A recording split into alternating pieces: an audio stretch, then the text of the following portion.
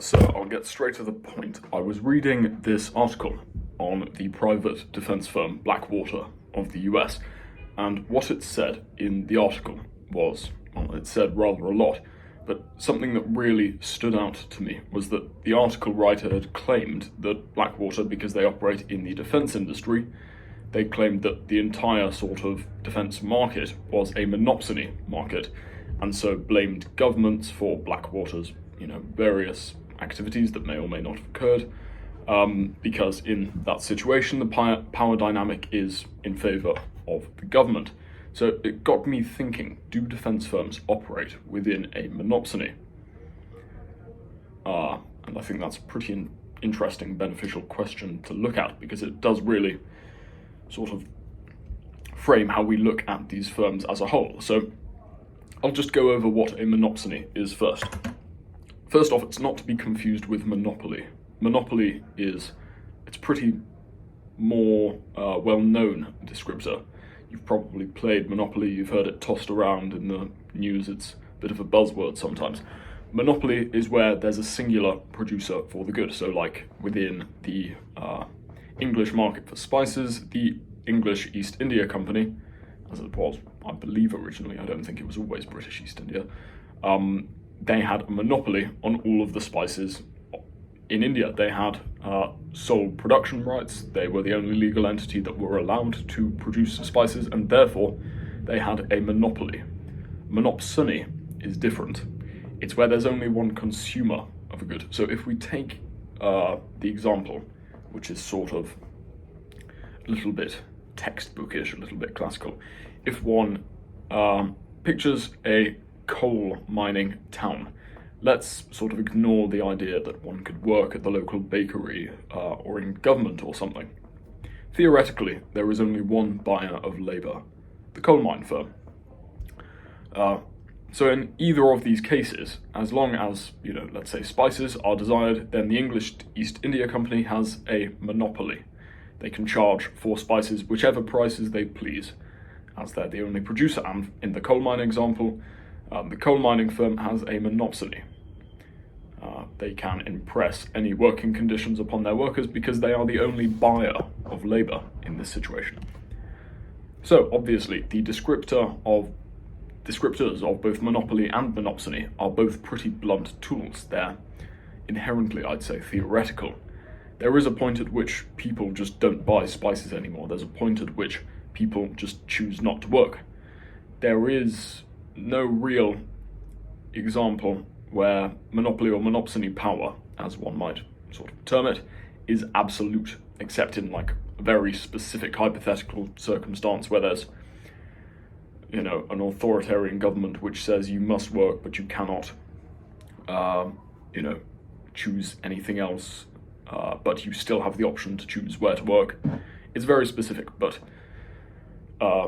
beyond this, it's largely difficult to categorize and difficult to actually find real examples because they are more theoretical tools, more theoretical descriptors to label the extreme end, like you never really have a true command economy or a true free market economy.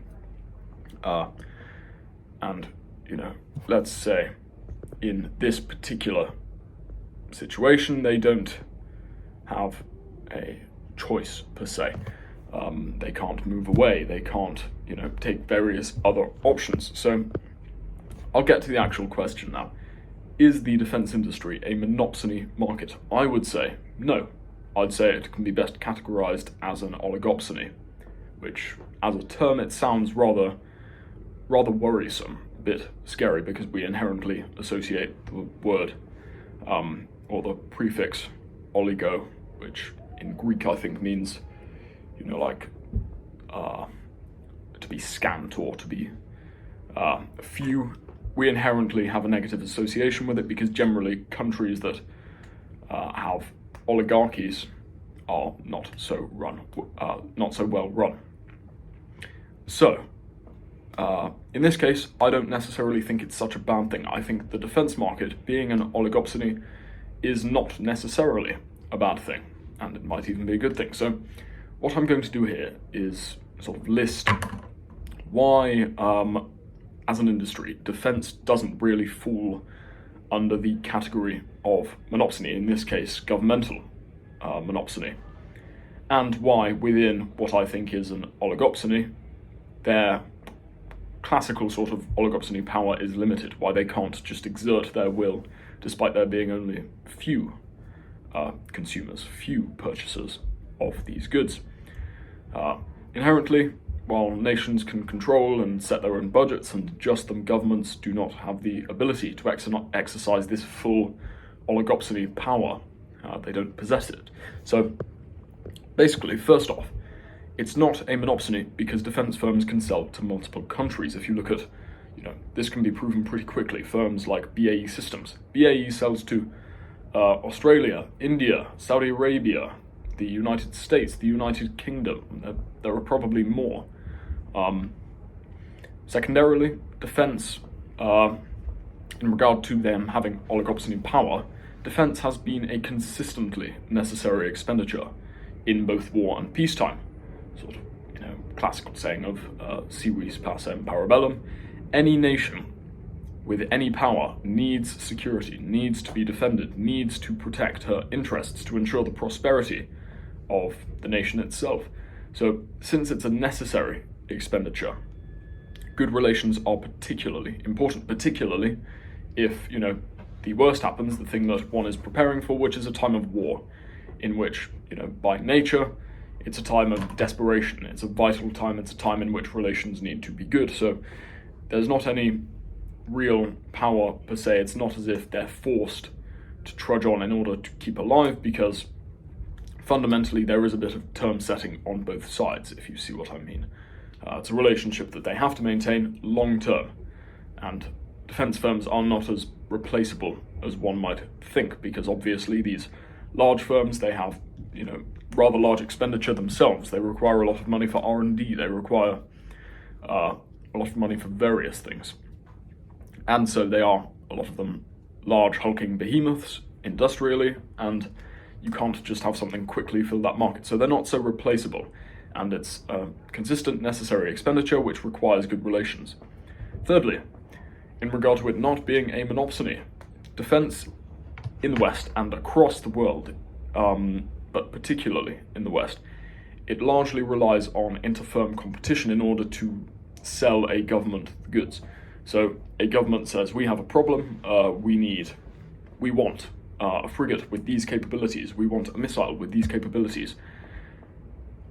They have a need that must be met, and the firms don't they come in to find a solution that the government needs, that's asked for, as opposed to the more common marketplace where, as opposed to this sort of arrangement occurring, all we really see is an offer being made by a firm, and then that offer is either accepted or rejected by consumers. More choice, in this case, in the case of defense, it's the consumer going to the producer. More often it's the other way around, it's an offer. And that's, not traditional, but that means that the setting poor parameters means their need is not necessarily fulfilled, so they have to maintain it. It's not necessarily a monopsony.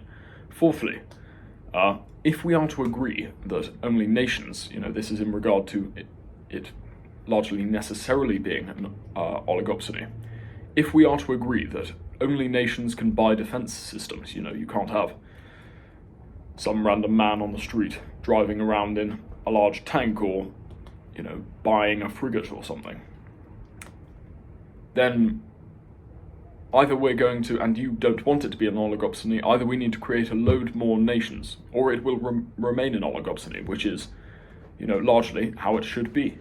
A well-functioning one at that, but the reason the market's not so large, the reason there are only a certain number of consumers, a certain number of buyers, is because only only countries, only nations have the real power to legally buy these sorts of powerful systems, and the capital often to buy these systems. So inherently, while they do control their budgets and adjust them, governments do not have the inherent ability to exercise oligopsony power, and I wouldn't say it's monopsony, so I think I'll leave it there.